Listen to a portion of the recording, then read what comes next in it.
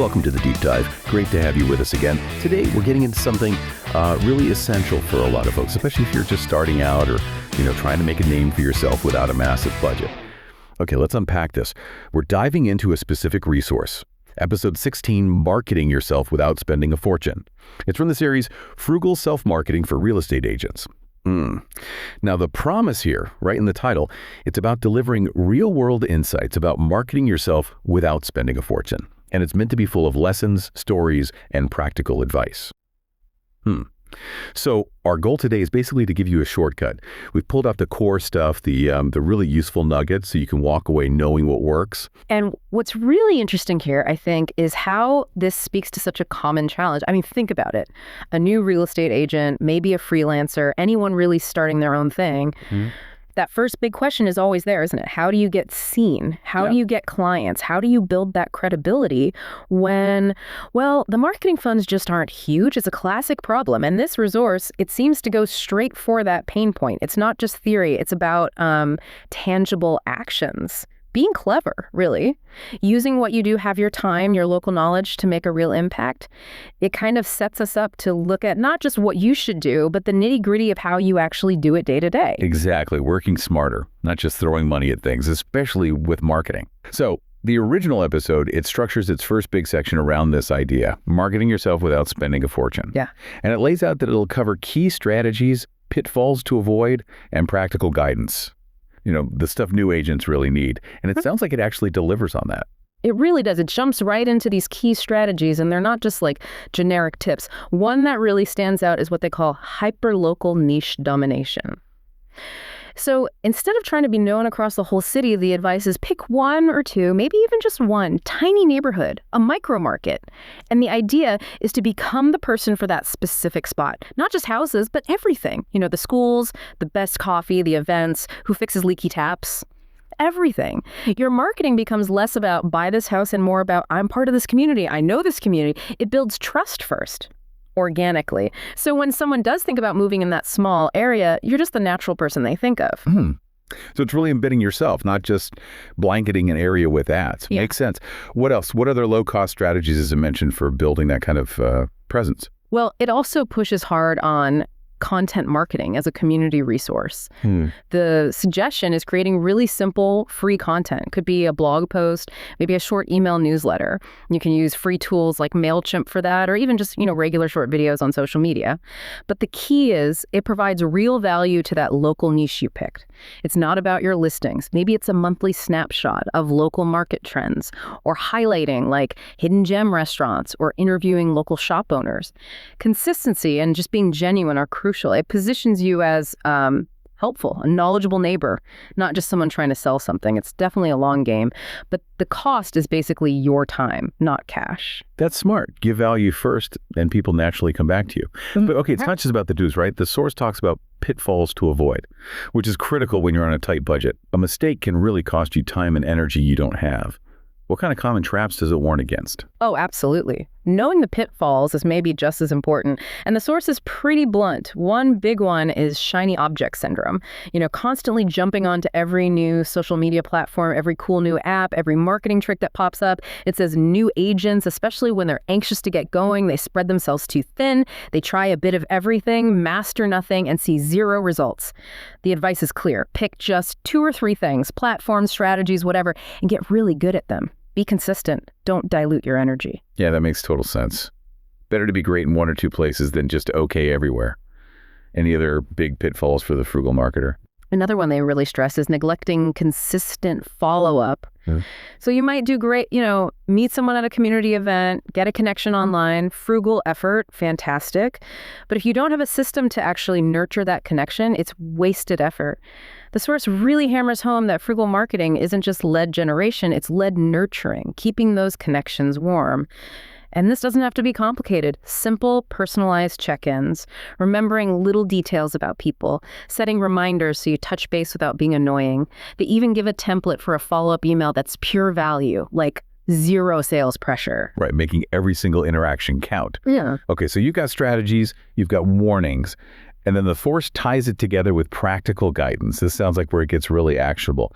How does this practical guidance help someone actually do the frugal marketing stuff? Yeah, practical guidance is definitely where the rubber meets the road. For instance, thinking about an online presence without spending thousands on a website designer.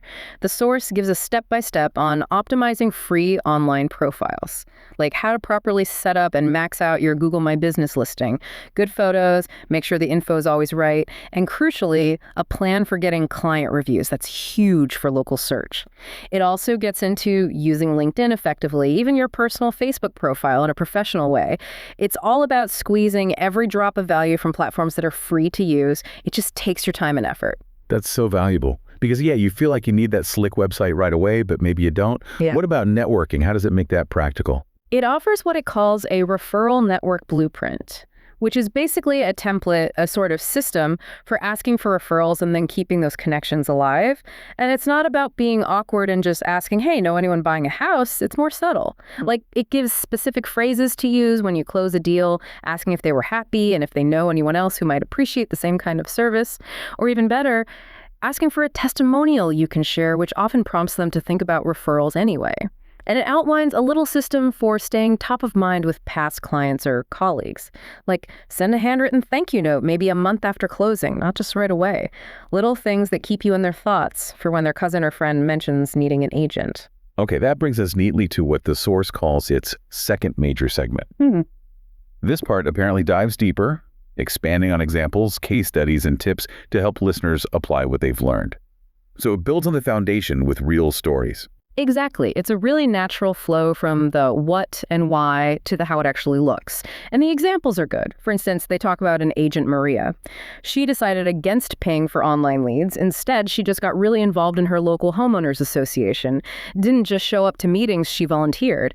She actually organized a free seminar for residents, something simple like know your property value, just a general overview, no hard sell. And from that one free event, 10 solid leads, which turned into 3 listings within just her first few months. It's a perfect picture of that hyper-local strategy in action. Wow. Okay, that's a concrete example. Proactive, community first. And case studies would take that even further, I guess, a deeper dive into one person's success. Yeah, the case studies are great because they tell more of the story. There's one about Agent David. He loved gardening, so he started a little local gardening club, and alongside it, a really simple free email newsletter for his target neighborhood called the Green Thumb Guide. He shared tips on, what grows well locally, seasonal advice, maybe featured a local garden center, and just through conversations at the club meetings or people replying to his newsletter, talk naturally turned to homes, property values, moving, and David just became the guy people thought of. His entire first year's business, the source says, came from those organic community connections built around his hobby. It shows you can use your own interests authentically as a marketing tool. That's brilliant. So the first part gives you the mental map. This part gives you the proof it works and kind of a model to follow. And then it rounds things out with tips. These are often those little gems, right? Simple, actionable bits of advice. What kind of tips does it offer? The tips are like little nuggets of gold, really practical. One I liked was about business cards. It says, always carry your business cards, but rarely hand them out directly. Instead, look for natural moments. If you're genuinely complimenting a local cafe owner, maybe offer to leave a card.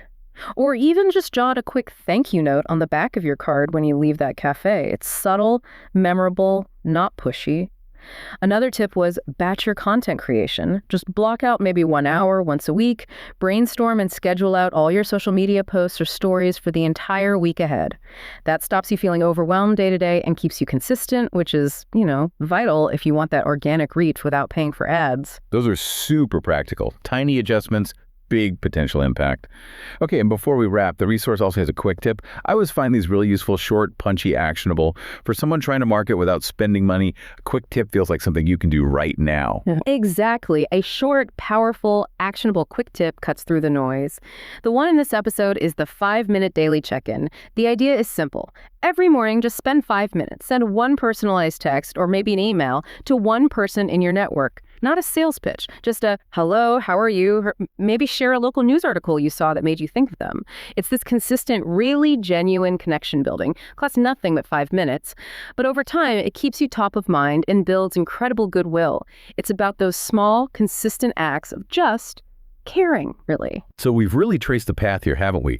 From those core key strategies, pitfalls, and practical guidance, through the examples, case studies, and tips that make it real, right down to that simple but effective 5-minute daily check-in quick tip. The main theme running through it all is just how powerful effective marketing can be, even, when the budget is tight. And it's nice that the original episode finishes with encouragement, a pointer back to their website, thriveinrealestate.org, and some motivation to take the next step. It feels like they're invested in people actually using the advice. Which does raise a really interesting question for you listening, wherever you are, whatever you do. How could these principles, the hyper-local focus, avoiding those traps like shiny object syndrome, learning from examples like Maria and David, using those quick tips like the daily check-in, how could you adapt them for your own field, your personal brand? And maybe here's a thought to chew on.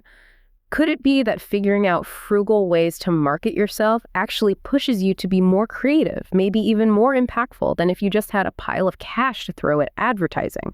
Sometimes those limitations, those constraints, they don't hold us back. They actually force us to innovate, to find solutions that are not just cheaper, but maybe more authentic, more resonant. And that often builds much more lasting value than just spending money ever could. It really makes you think strategically, doesn't it? That's a great point. Limitations breeding creativity. Powerful stuff. And here's where it gets really interesting if you want to keep exploring this. The original source gives a great little teaser for their next episode. They say, join us next week for episode 17, your first 90 days in real estate, where they'll continue your journey and take things even further. So you take these frugal marketing ideas we've talked about today, and then you start thinking about what your own first 90 days might look like applying them. Could be really powerful. Okay, that's it for this deep dive.